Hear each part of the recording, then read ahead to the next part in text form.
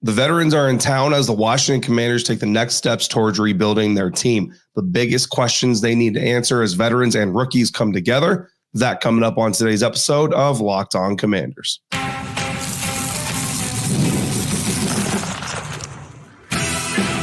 You are Locked On Commanders, your daily podcast on the Washington Commanders.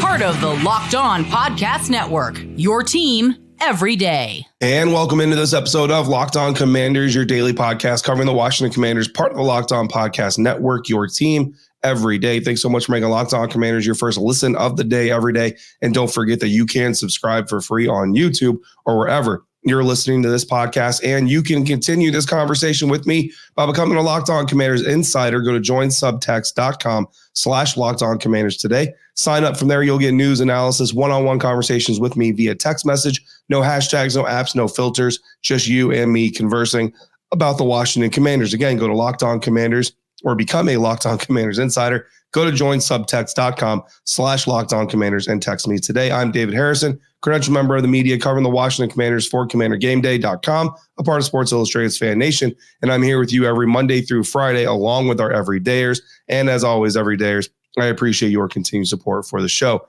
Today's episode is brought to you by Game Time. Download the Game Time app, create your account, use the code LOCKEDONNFL to get $20 off your first purchase. Terms apply. On today's episode, we are identifying the questions we need answers to as the Washington Commanders get phase 3 of their offseason program started. We're talking about depth charts. We're talking about quarterback Jayden Daniels, and we're talking about even more. But of course, what we're talking about, right? First days of OTAs getting set to begin on Tuesdays. The veterans are in town. It is voluntary for the veterans, but considering what happened during the earlier voluntary portions of the offseason, the classroom work, the workout sessions, all that stuff, the Washington Commanders reporting that all of the veterans were in attendance and were present. Very good news for any NFL team. You do expect all of the veterans, or at least most of the veterans, to be present for the start of OTAs, the beginning of phase 3 of the offseason program, the final phase before training camp. You've got a couple of OTA sessions spread out. Then you got a mandatory veteran mini camp to round it all out in June. No contact allowed still, no pads, all that stuff, but you will get some 7-on-7s, 9-on-9s,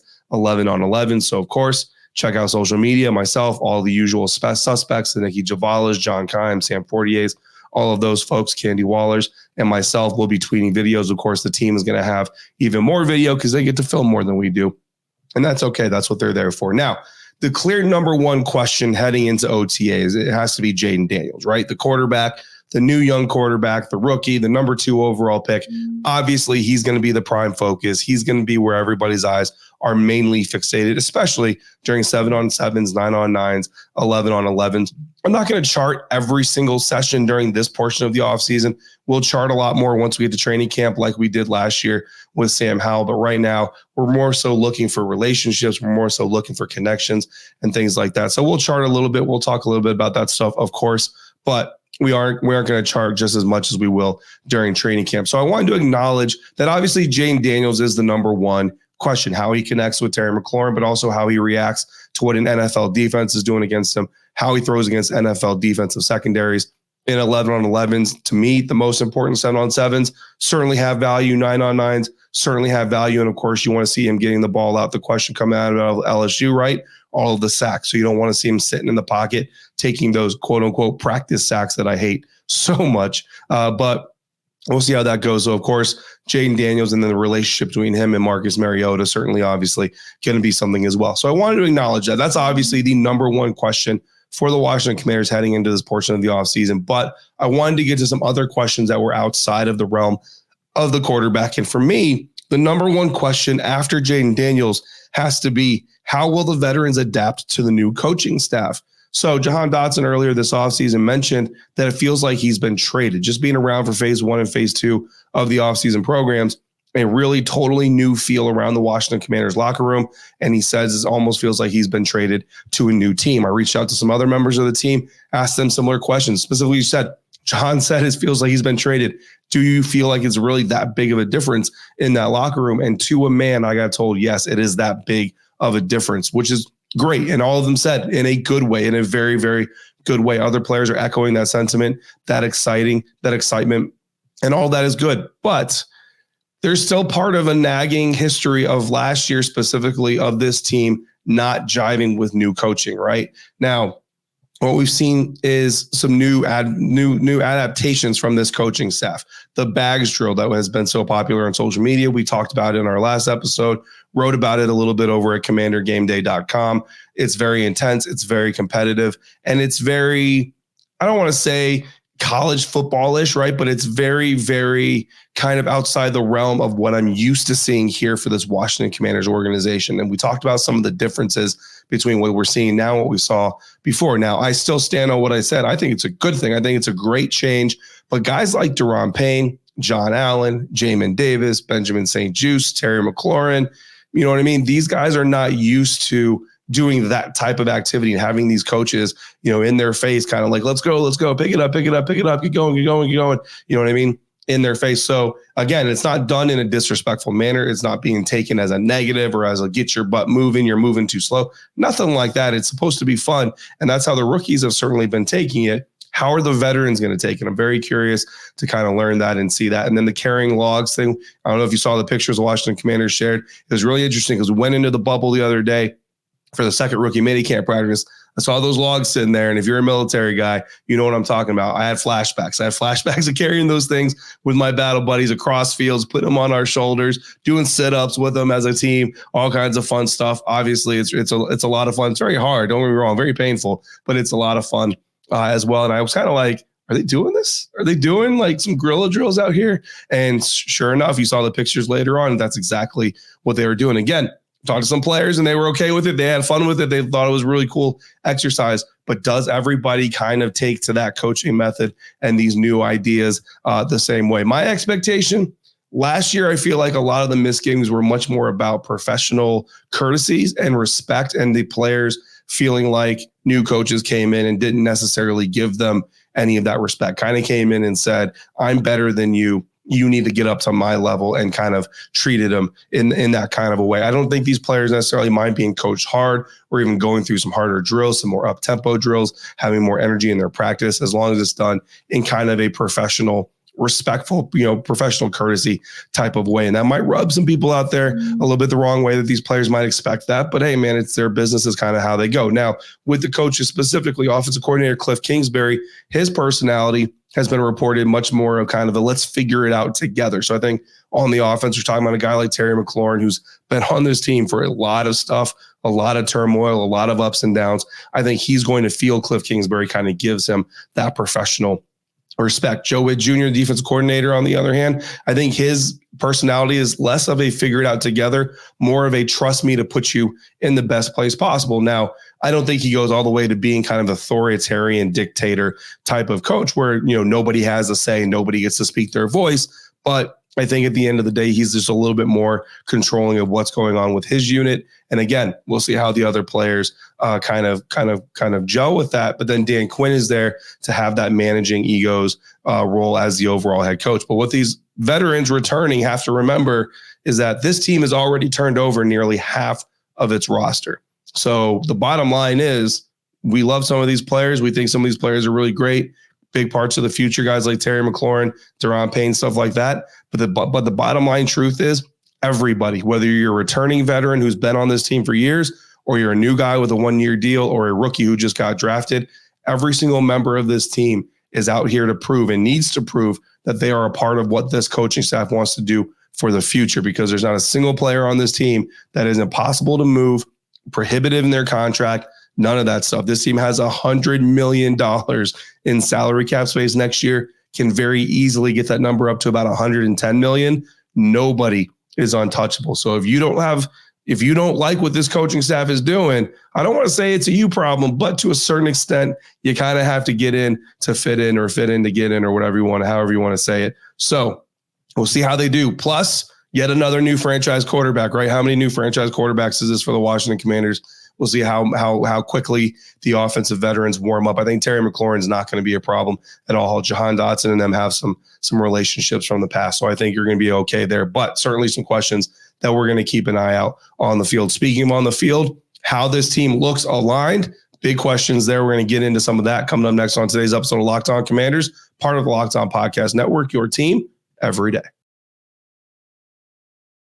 Today's episode of Locked On Commanders is brought to you by Game Time, and Game Time is an authorized ticket marketplace of the NBA, which makes getting playoff tickets even faster and easier. Prices on the Game Time app actually go down closer the closer it gets to tip-off. They've got killer last-minute deals, all-in prices, views from your seat, and their lowest price guarantee. Game Time literally takes the guesswork out of buying NBA tickets. There's no NBA games in DC right now, but you can watch the WNBA's Washington Mystics at home against the Chicago Sky on Thursday for $153. Or you can head to Nationals Park on Sunday for $5, and you can see the Nats take on the Miami Marlins.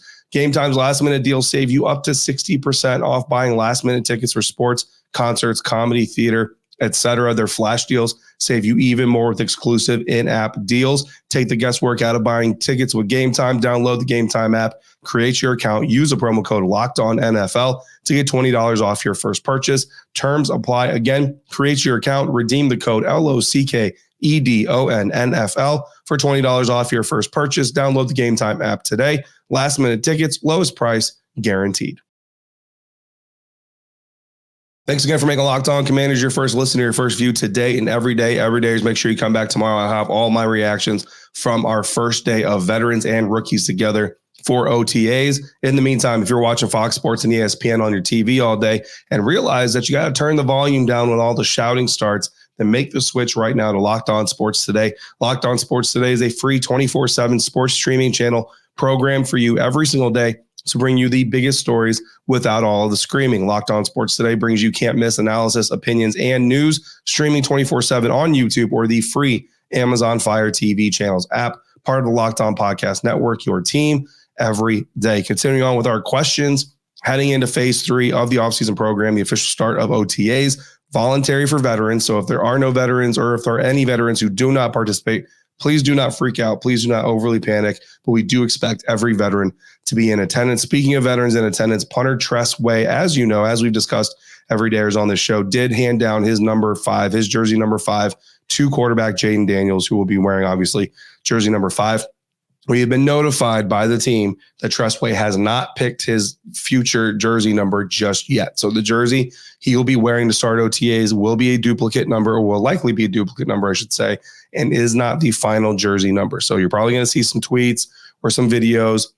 Tress Way's jersey number has not been decided yet. So just letting everybody know that as we get started on Tuesday morning. I'll be leaving here just a little bit after I record and publish this episode for all of you. Question number 2 for the OTA phase 3 period, the offensive line formation, right? If the quarterback is the most important position on the field, which he is, then the guys protecting him have to be kind of the second most important question on the field. And we saw it with Sam Howell. We've seen it in the past with Carson Wentz. We've seen it with Taylor Heineke. Protection is incredibly important for these quarterbacks and how they're going to act.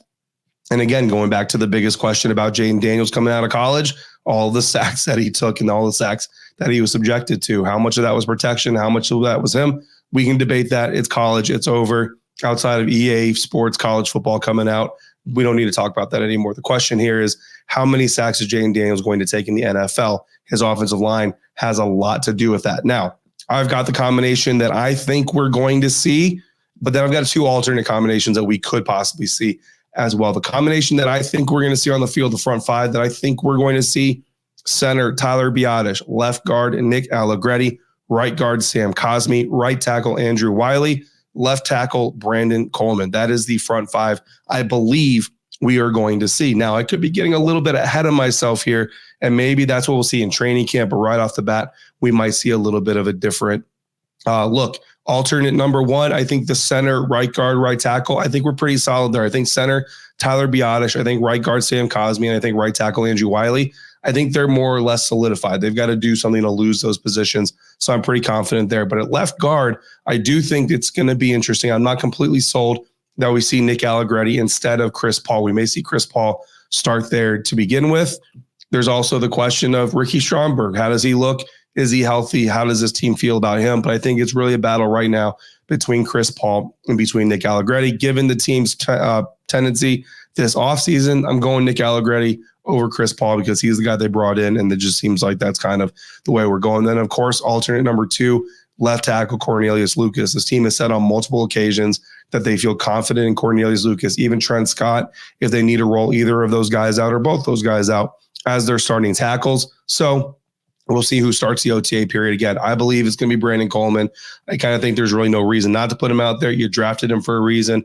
Put him out there, see what he can do. Cornelius Lucas, if he loses some starting reps and ends up in there later, he's a veteran. He's been around a little bit longer, so you can kind of absorb that. But I honestly think you're going to see a rotation. I don't think we're going to see one kind of quote unquote starting five the entire time. I think you're going to see guys come in, guys come out. You're going to see him kind of flip flop. And I take that from a little bit of history. The New York Giants last year actually kind of went through this situation where they didn't know exactly what their starting five was going to be. They had a couple of positions solidified, but the overall starting five was a little bit up in the air. And honestly, even into training camp, they were rotating guys in and out of that starting five offensive line, trying to figure out the best combination for their team. I don't want to see this team go that far, but the first couple of OTA practices, wouldn't be surprised to see some of those guys rotate in and out. Cornelius Lucas in there with Nick Allegretti sometimes, Chris Paul in there with Brandon Coleman sometimes, maybe even Ricky Stromberg in there, you know what I mean? So wouldn't be surprised at all. And then, of course, Braden Daniels, if he's healthy enough to go, obviously in the mix there as well, along with veteran Trent Scott. So, again, good things. So a lot of things to watch on the left side of the offensive line. Again, to me, I think center, right guard, right tackle, Tyler Biadasz, Sam Cosmi, Andrew Wiley. I think they're pretty much set, but that left side is really where we're going to find out a lot of information. Now, how much can we really learn about the offensive line in this portion? Again, no pads, no contact, so it's kind of hard. We can see them move together, things like that, but it's really going to be kind of hard to judge how good this offensive line really is until we get to training camp, until we get to the padded sessions, and especially into the preseason. So, again, it's a hard job for the coaches to do. They've got to make judgments and decide who the starters are based on limited contact and all that stuff in a very physical part of the job. But we're going to get as much information from there as we can. Question number 3, another depth chart kind of organization, secondary groupings. While we all want to see the pass rush, love the pass rush, can't wait to see it. Certainly an important part. I don't know how much we're going to really get to take away from that part of it right now, outside of like how much is Jamin Davis really on the field, that kind of thing. So because of that fact, I'm going to look at the secondary as our number 3 question. And really, it's the story of the offseason, returning guys versus new guys. Outside cornerbacks, you got Benjamin St. Juste and Emmanuel Forbes returning from the previous regime, but you've also got Mike Davis, Noah Igbenogany, James Pierre, Chigozie Anusium coming in with this new staff. How much do those guys kind of take over? How much do those guys cut in to what Benjamin St. Juste and Emmanuel Forbes do? How much does the coaching staff continue this trend of prioritizing our new guys over the returning guys? Slot corner, Mike Sanders still is a slot corner, right? I think that pretty much everybody's kind of accepted that reality. But you've also got Benjamin St. Juste. Is he going to get burned inside? Quan Martin, is he going to get burned inside, or is he now just a pure safety? Who else is going to work down in that slot? Because you can't just have Mike Sanders still. You got to have a backup plan in case he gets injured or something else happens. Safeties, returning guys like Derek Forrest, Jeremy Reeves, Percy Butler. I think a lot of people watching this episode, listening to this episode, me personally, I like all 3 of these dudes. I like their personalities. I like them on the field. I think Percy Butler had an up and down 2023, but given how much he had to play, I think he did all right for the guy with his limited experience considering where he was brought into the NFL. But there are, again, new guys, Jeremy Chin, Dominique Hampton, Tyler Owens. How much do they cut in, especially in the depth part of this thing? Tyler Owens, a big special teams ace at Texas Tech. He's kind of this staff's version of Jeremy Reeves. Would hate to see Jeremy Reeves not make this roster. Don't believe that's really a big threat, but you have to wonder. Again, this team has been very hyper-focused on bringing in their guys and replacing a lot of the older guys. How much does that continue? Jeremy Reeves re-signed, so I think that he's probably pretty safe. I feel like he's pretty safe. Selfishly, I want him to be pretty safe. So still a question how the secondary is going to operate, how those guys, the new guys, are going to fold in with the old guys. And again, some of these guys just health issues, right? Derek Forrest, how healthy is he? How much can he really go? Hoping to see him a full go at OTA practice number 1 on Tuesday. One more question coming up before we wrap up this episode. OTA, biggest questions for the Washington Commanders. That's coming up next on today's episode of Locked On Commanders, part of the Locked On Podcast Network, your team every day. Today's episode of Locked On Commanders brought to you by FanDuel. It is winner take all time in the NBA and the NHL, and FanDuel is giving you a shot to bring home a big win all of your own. Right now, new customers, you get $150 in bonus bets with any winning $5 bet. That's $150 to spend on spreads, money lines, player props, and more. The Oklahoma City Thunder got a big win on Monday night and now have the third best odds of winning the NBA Finals at plus 750. Tuesday night, the Indiana Pacers and New York Knicks resumed their series with the Knicks 2.5-point favorites to win that game. The Denver Nuggets and the Minnesota Timberwolves resumed their series tied up at 2 games apiece, and the Nuggets are 4.5-point favorites to win that game. In the NHL, the Florida Panthers are 1.5 goal favorites at home to beat the Boston Bruins Tuesday night, but they have slipped in the overall Stanley Cup ratings, having the second best Stanley Cup odds right now at plus 260. Whatever it is you want to bet on, visit FanDuel.com/lockedon and make every playoff shot count. FanDuel, America's #1 sportsbook. Wrapping up today's episode of Locked On Commanders with our fourth and final question as we enter the OTA period, phase 3 of the offseason program. Fifth, if you want to count Jayden Daniels, which of course we kind of acknowledged right at the top. But our fourth non-quarterback related question, right, is going to impact the quarterback again. So we've got offensive line. Now we're also going back to the receivers, receiving depth. And the biggest question for me right now, does Luke McCaffrey step right in to that number 3 receiver role? And again, it kind of goes back to the theme of the offseason, returning guys, old guys versus new guys. Who stands out from the rest of that group? Dyami Brown, Dax Milne, Olamide Zaccheaus is another new guy, Mitchell Tinsley, Bryson Tremaine, Marcus Rosemy-Jacksaint, the undrafted free agent out of Georgia, another new guy.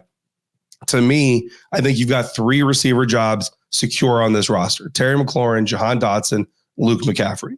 Nobody cuts a 3rd-round draft pick. I don't care how bad he might look in preseason, and I'm not predicting he's going to look bad.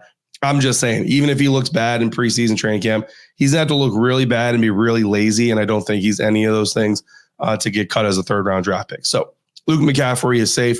But beyond that, guys, I don't think any of these other receiver jobs are safe. I don't think Dyami Brown, Dax Milne are safe. I know they've been on this team for a little while. They've been around the block a little while. They've been around some of these other receivers a while. I don't think either of their jobs are safe. Olamide Zaccheaus was brought in, but I don't necessarily think that he is a guy that just can't be touched, right? Jamison Crowder, I didn't mention him in the first rundown, but he's certainly a veteran here. Special teams contribution ability as well. But again, I think he's got to prove himself.